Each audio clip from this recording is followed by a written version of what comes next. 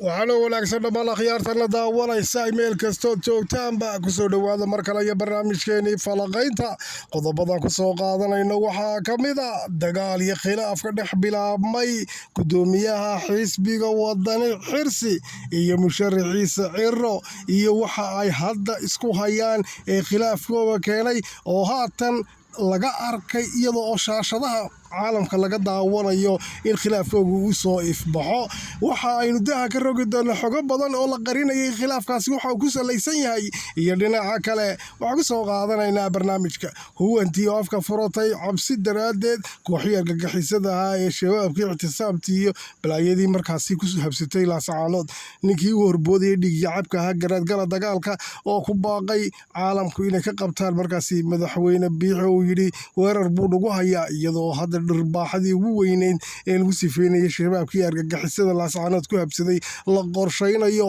iyo fiinta hadda sii qaylisay waxa uu markaasi garaadku ka cabaadayo ayaynu daaha ka rogaynaa iyo waxaa kaloo ka soo qaadanaynaa barnaamijka Itoobiya oo ballanqaadkii ay u samaysay Somaliland ee ahaa inay aqoonsanayso markaasi in ay tahay dowladda 50aad ee qaaradda Afrika kusoo biirtay oo hadda ay Itoobiya kaga dhawaysay iyadoo markaasi durtaba ay hadda bilowday tallaabadii ay ku aqoonsanaysay safiir buuxana u soo magacaawday markaasi magaala madaxda Hargeysa ee Jamhuuriyadda Somaliland iyo waxa kaloo ku soo qaadanayna Imaaraadka oo isaguna hadda isku diyaariyay taatulmida in uu safaarad buuxa markaasi ka dhigo xafiiska Somaliland ku leedahay Imaaraadka qodobada iyo qodobo kale ayaan ku soo qaadanayna barnaamijka ku soo dhawaada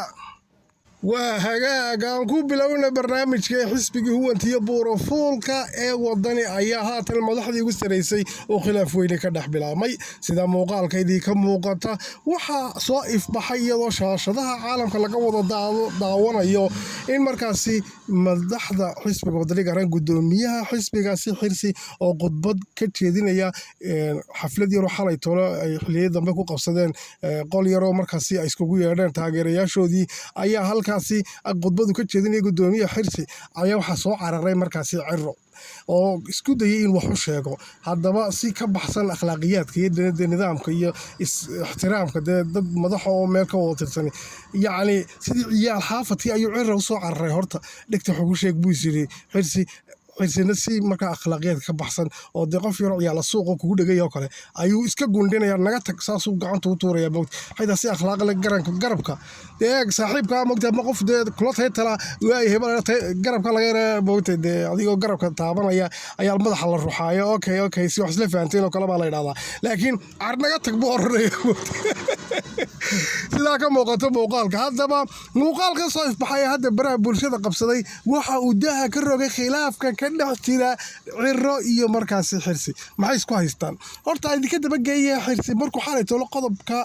isku halka uu Ciro u soo cararay ee uu dhagta ugu sheegay waxa weeyaan wuxuu ka hadlayay markaasi Xirsi uu lahaa reer wadaniyow joojiya aflagaadada iyo cayda iyo markaasi waxa aad wadaan baraha bulshada la taagantihiin dadka aad moogtahay kicinaysaan yani wuxuu la hadlayay kooxaha maafiyada ah ee marna salaadinta sheeganaya taxta hablaha caayaya ee moogtahay de ka mid yihiin nimankii Sultaan Good iyo de boqorada Hargeysa laga furtay lahaa ee ka mid yahay ninka liibaa cadaalada iyo moogtahay ka kale dhukureynaysan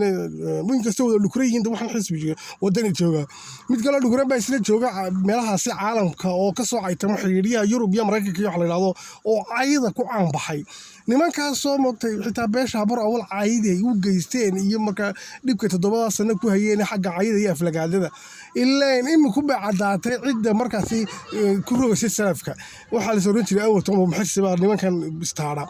Xirsi xalay tole uu iscadeeyay inuu isugu shaqo ku lahayn waxana Ciro u wato waayo wuxuu leeyahay waa niyo doorashadii wala inoo aqbalay ayada iyo jiitanka iyo moogtay qaranka aad ka soo horjeesanaysan iyo aflagaadada iyo qabiilada caayaysan iska daaya buu ku lahaa moogtay Ciro soo cararay waa ka dambe hawshaasi hal wado yani wax soo kala ay marka la eego gesturka iyo moogtay dhaqdhaqaaqa sameynaya sidii ciyaalka soo cararu dhigtay u soo oranaya waxa oranaya ma ka joog gudoomiyaha arkaas waa keen ku aflaxday deedna waa naga tag buu oranaya ciyaal suuqiyo يعني حتى يعني wuxuu isagu markaasi halka ka cad wuxuu cararayay oo moogtada sanad isagu waxa fiiltamay in doorashadaas mar la dhiga bay ahayd Xirsi laakiin Ciro ma doonayo doorasho in la qabto in la jiitamo oo la iscaayo iminkana kontaraak buu soo qaataybo maalintii dhowtaaluu Jabuuti tegey markaasi uu tegeyna geelle uu dhuumashada ugu tegey baa lagu yidhi doorashadaasi khalkhal geli dadka moogtay kici nacayb iyo qabyaaladda iyo munaafaqadda moogtay xooji qandaraas buu ku soo qaatay waxa cadaynaya markuu xiirsi xalay tolo lahaa waar cunfigii qabyaaladii munaafaqada iska daaya oo tartama oo waxa inaga daaya markuu lahaa uu soo cararaya Ciro wuxuu leeyahay markaasi warkada taasi waa qandaraaskan soo qaatay dadka ka joojinay halka marka waxa ka cad wadani waxa jirtay baryaha xoog badan oo la helayay khilaaf labada nin ee madaxda u dhaxeeya oo marka midna uu doonayo in doorasho la galo midna uu doonayo in la gelin yaani dahuwan kalkaalka iyo boorfuulka taasaynu ku lacag helay aynu wadno waa Ciro iyo taa aaminsan oo qandaraaskan wuxuu taymka Jabuuti ka soo qaatayna geelle 2 milyan buu soo dhiibay wuxuu ku yiri khalkhal galinta Jamhuuriyadda Soomaaliland si aanay salka u dhigin waa inaad wadaaba lagu yiri deetana waa ka xisina lahaa waariyada inaga daaya dhixii dhib ah marka wuxuu lahaa war qandaraaskayga bad iga istaagtay halkaas ka carday moogtay marka taasay noo muujinaysaa waxaana jira xoog badan oo ragga ka agdhow oo ila xoogaal ay sheegayaan in labadan nin hadda inkastoo wixii hore ay u haayeen in xumaan u soo geystaan oo huwan tawakideen khaliifiyo xisi saaxiibka ahaayeen ognahay laakiin maanta doorashadan yaa ka daacada marka la sheegayo taxala bay noo cadaatay waxa ka daacada xisi in la tartamo doonayo doorashada la galo Cirana wuxuu doonayaa in moogtay munaafaqada iyo dadka isku diridooda la wado oo Soomaaliland khalkhal la geliyo runtu halkaas ka cadday moogtay dad badan oo markaa ka agdhowina waxay noo sheegeen in labada nin hadda markaasi ay aad isku hayaan oo midna markaasi doonayo in Soomaaliland la burburiyo oo Ciro way ka go'antay baa la yiri ka kalena uu leeyahay Soomaaliland iyadoo soo dhisan aynu markaasi ixtisaamina gacanta ku dhigto labada midna faa'iido bale waa loo hayaan midna uma doodayo laakiin inuu kala yara dhow yihiin baxalay halka ka cadaatay moogtay hagaaga dhinaca kale waxa hadda markaasi daaha laga rogay in Jamhuuriyadda Soomaaliland si rasmi ah hadda aqoonsiga ay raadinayso heshay dawladda federaalka Itoobiya waxay jirtay bilowday aqoonsiga Soomaaliland safiir buuxa ayaana soo magacaawday oo markaasi Jamhuuriyadda Soomaaliland u fadhiyaya ninkaasi oo marka awal ahaa moogtahay xafiis dawladda soo wakiilun buu ahaa moogtahay laakiin full ambassador baa loo magacaabay hada ambassador caadi ma laha waxay markaasi Mrs Saudi president madaxweynaha Itoobiya gabadhaasi oo marka ambassadorada magacaawda waxay 14 ambassador 12 full ambassador isba ka dhigtay halka 12 kale ambassador caadi ka dhigtay hadaba lambarka afraad waxa kaga jira full ambassador iska la magacaabay ama safiirada buuxa la magacaabay safiirka marka Soomaaliland ay u soo dirtay kaasi oo marka hadda aqoonsiga ay ballan qaaday Itoobiya in Soomaaliland aqoonsanayso turtaba way bilowday imaaraadka isaguna uu bilaabayo waxaan ognahay in marka hadda imaaraadka carabta isku diyaarinaya xitaa inuu safaarad buuxda ka dhigo xafiiskeenii ku yaalay markaasi dalkaasi imaaraadka carabta madax badan ama waxaan sheegayaa fanaaniin badan iyo dadka saxaafaddeena qaar baa la kaxeeyay oo halka hadda la geeyay iyadoo markaa la doonayo in munaasabadda aqoonsiga ay markaasi iyo xafladaha hadda lagu qabanayo imaaraadka inay soo duubaan oo markaa halka ku soo bandhigaan dabaaldega maalinta qaran ee 18 May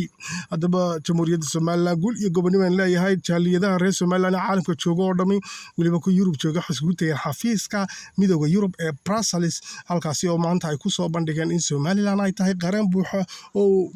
markiisii horena Ingiriisku gumaysan jiray kadibna Union ama midow yar oo fashilmay ay la galeen Soomaaliya markii dambe ay la soo noqdeen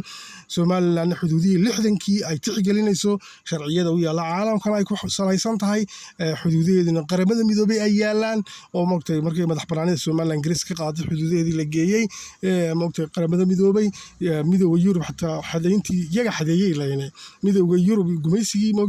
qaaradda Afrika gumaysanayeen sidii gumaystuhu kaga kacay baa qariiradu u taala midowga Yurubna oo markaasi ay u sharciyeysan tahay sharciyadii Soomaaliland oo taala midowga Yurub oo Ingiriisku markaasi uu ahaa British Protectorate Soomaaliland ahayd ayaa markaasi hadda markaa dhammaan jaaliyadaha reer Soomaaliland Yurub oo dhan ay iskugu tagay xafiiska Brussels oo markaasi mar dhow ay halka bandhig iyo moogtay baaq u direeyay